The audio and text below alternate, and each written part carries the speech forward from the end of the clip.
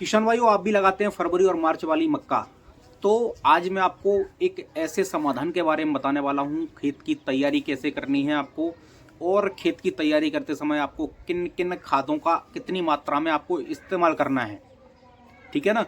तो मैं आपको दिलाऊंगा बम्पर पैदावार किशन भाइयों। मैंने ऑलरेडी पहले वीडियो बना रखी है, उसमें मैंने आपको बता रखा है कि मक्के की दो सबसे बेस्ट वैरायटियों को लेके मैंने ऑलरेडी पहले से वीडियो बना रखी है।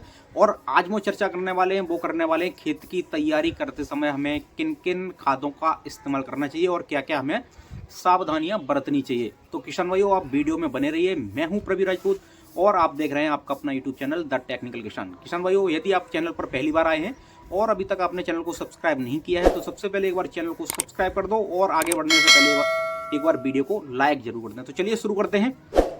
आपने मक्के के लिए ऐसे खेत का सिलेक्शन करें जहां पे पानी की व्यवस्था बढ़िया हो, क्योंकि पानी की व्यवस्था आपके खेत के अंदर जितनी बढ़िया होगी उतनी ही आपकी जब मई जून में जो टेम्परेचर ज़्यादा होता है वहाँ पे क्या है, लगभग 6 से 7 दिन में या 8 दिन में आपको पानी वहाँ पे लगाना ही लगाना है। तो वहाँ भी आपको पानी की व्यवस्था बढ़िया हो, ऐसे खेत का सिलेक्शन सबसे पहले आपको करना है। उसके बाद किशन भाइयों, जब आप खेत का पलेवा करें तो उस टाइम आपको 33% मोनोजिंक, यानी कि 33% जो मोनोजिंक आती है किसी भी कंपनी की, जैसे कि एरीज की आती है या दयाल की आती है या माइक्रोप्लेक्स जो अभिमन्यु कंपनी है उसकी आप ले सकते हैं। और 1 किलो बीघा के हिसाब से आप अपने खेत के अंदर पहले उसे बखेर दें, उसके बाद आप अपने खेत को पलेवा कर दें। अगर आपके खेत के अंदर पर्याप्त मात्रा में नमी है, पलेवा आप नहीं करना चाह रहे, उसी नमी में आप मक्के की शोइंग करना चाह रहे हैं, तो 33% मोनोजिंक का इस्तेमाल आप पहले पानी पे भी कर सकते हैं। ठीक है ना।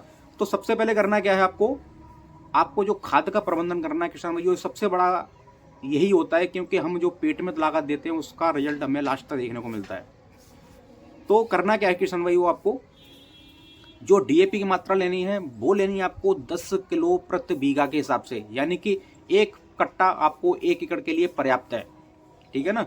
डीएपी ज़्यादा लगाने से आपको ज़्यादा पैदावार नहीं मिलेगी। उसके लिए क्या है, ऑलरेडी हमारे खेतों के अंदर फास्फोरस की इतनी मात्रा में परत लगी हुई है किसान भाइयों, क्योंकि मैंने बहुत जगह प्रैक्टिकली देखा है किसान भाइयों कि हमारे किसान भाई क्या है, डीएपी और यूरिया सबसे ज़्यादा महत्व इसी को देते हैं कि जितनी ज़्यादा डीएपी और पोटाश हम लगा लेंगे तो हमें ज़्यादा पैदावार मिलेगी। लेकिन ऐसा नहीं है।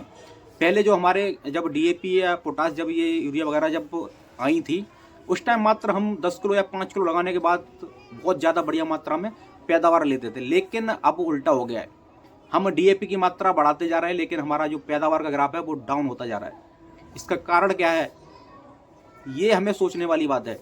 तो किसान भाइयों, जो हमारे खेत के अंदर परत लगी हुई है ना डीएपी की, यानी कि डाइमोनियम फॉस्फेट की जो परत लगी हुई है, मिट्टी को हार्ड करती जा रही है, उसकी जो सोइल क्षमता है, उसकी जो ताकत है उसे खत्म करती जा रही है। और मतलब केमिकल का क्या है, बहुत ज़्यादा मात्रा में हम लोग लगाते जा रहे हैं, डीएपी इस्तेमाल करते जा रहे हैं, यूरिया लगाते जा रहे हैं।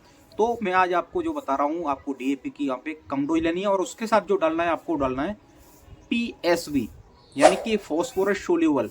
ठीक है ना। यानी फास्फोरस को घोलने वाला। आपने देखा होगा वो डीएपी का कट्टा आता है, उसमें आप कंपनी पूरा छोटे लोगों में लिख के पूरा देती है कि आपका इतने परसेंट इसमें नाइट्रोजन है, इतने परसेंट इसमें डाइमोनियम फॉस्फेट है और इतने परसेंट घुलती है।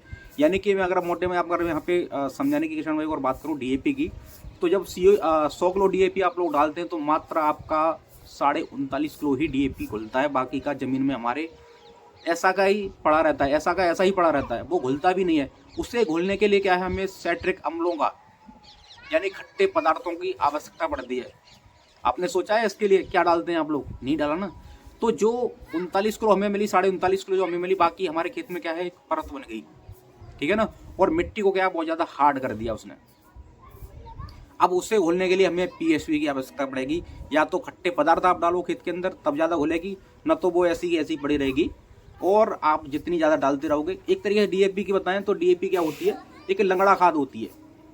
अगर हमारे पौधे की जड़ वहाँ तक जाएगी तब तो उसे रिसीव करेगी, बाकी वो किसी काम की नहीं, वो वेस्ट पड़ी रहेगी, वहाँ पे खरपतवार जमेगा और वो खरपतवार ही चट कर जाएगा।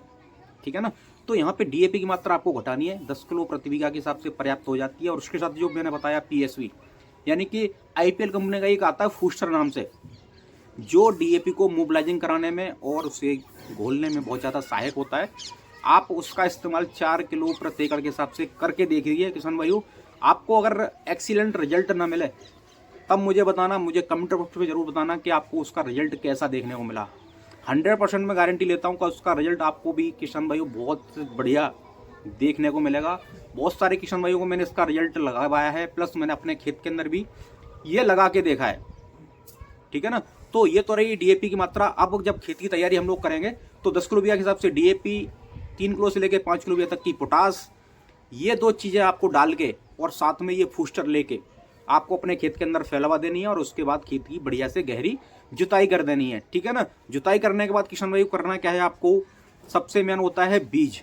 और बीज को लेके मैंने ऑलरेडी पहले से वीडियो बना रखी है, जो कि मैंने सबसे जो बेस्ट वैरायटी आज के टाइम में जो चल रही है ना, वो एक पानीर कंपनी की, दूसरी डिकाल यानी कि बायर कंपनी की जो डिकाल आती है वो वैरायटी, एक 9108 वैरायटी आती है, दूसरी उनकी वैरायटी आती है 9208 वैरायटी। इन 3 वैरायटियों में से किसान भाइयों आपको कोई सी वैरायटी आप फरवरी में लगा दीजिए, आपको बढ़िया पैदावार मिलेगी, ठीक है ना। मेरी नेक्स्ट वीडियो भी आपको मिलने वाली है, क्योंकि मार्केट में हर साल कंपनियां जो अपना बीज देती हैं, अपना जो पैकिंग करके देती हैं, उसमें कुछ ना कुछ चेंजिंग करके ज़रूर देती हैं, जिससे क्या है, जो नक्काले, जो डुप्लीकेट मक्का या बीज जो बनाने वाली फैक्ट्रियां होती हैं, उनसे सतर्क हो सकें, उनसे बच सकें। तो किसान भाइयों को यहाँ पे जागरूक ये होना है।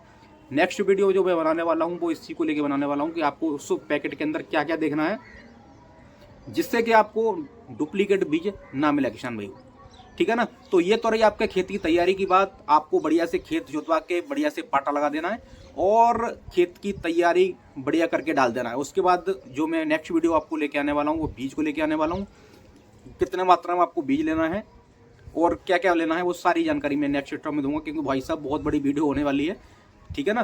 तो नेक्स्ट पार्ट में मैं आपको बताने वाला हूँ कि बीज की आपको सोइंग कैसे करनी है और दूरी कैसे मेंटेन करनी है, ठीक है ना। तो चलिए मिलते हैं आपसे नेक्स्ट वीडियो में, तब तक के लिए नमस्कार, जय जवान जय किसान साथी।